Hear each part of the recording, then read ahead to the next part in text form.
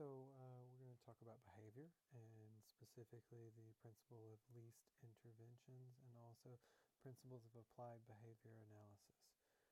When I look at the principle of least interventions, what I like to look at first is definitely the prevention, making sure that the lessons are exciting and that not only are they interesting to the students, but that also they are made with multiple learning styles in mind so that a student who's a little bit more visually oriented, a little bit more of a visual learner, has something to actually look at, and maybe a student that's got more of a tactile learning style has something that they can actually, manipulate and work with their hands. So to me, when we're looking at prevention, we're really looking at creating a lesson that is engaging, uh, but not just engaging, but also keeps in mind that most of the time you're going to be dealing with multiple learning styles,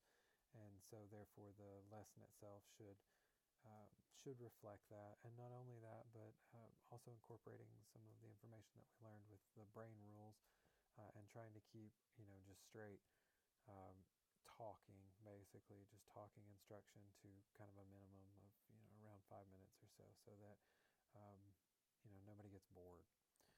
Um, and then after we talk about prevention, I would talk about the nonverbal cues that you could use involving behavior and modifying behavior. You really can do a lot, especially once you have rapport with the students with a look. Um, the classic shh or no sound whatsoever also works great, just to kind of keep a little bit of quiet and get the focus back in one direction. So I definitely think nonverbal cues, being the second thing to look at, is a great tool for all instructors. Um, then we look at things like social reinforcers, praise, literally just walking over quietly and saying, "You're doing a great job there. I really like what you've done there."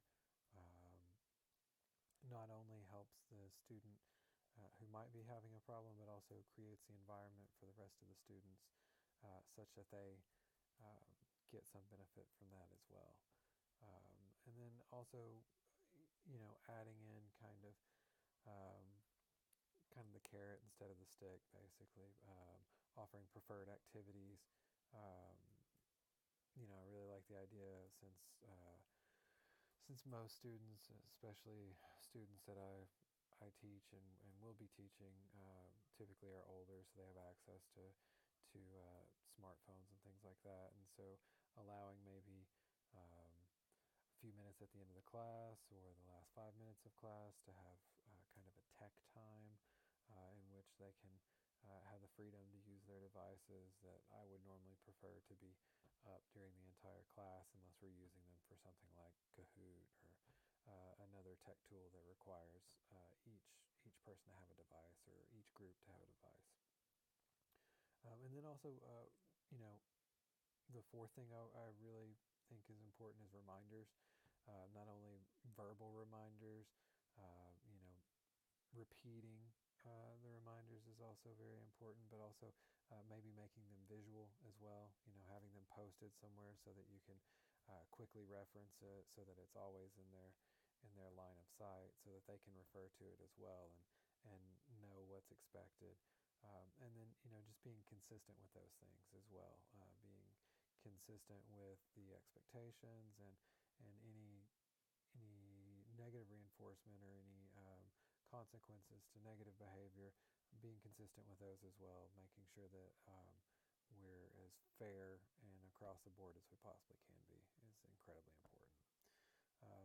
When we move on to looking at the principles of applied behavior analysis, I definitely, each one of those points really brings it to me in a way that I think is beneficial. Identifying the target behavior, coming up with a baseline for what kind of behavior is expected, choosing a reinforcer that's actually going to work for that student or for your classroom as a whole. setting up the criteria for that reinforcement. What is required to get that to happen. What kind of behavior um, not only meets the baseline but makes it allowable and acceptable for that reinforcement. Also, hoping that you don't have to, but of course it does require that you look at um, a punisher in a sense, or to me that's a fairly negative term. I would maybe go with just straight negative reinforcement. Um, and then, evaluating that program as it's going on, as it's working, and making any changes that are necessary, but also comparing how how the system that you set up is working with your baseline, your original goal. Are the implementations working to achieve that baseline?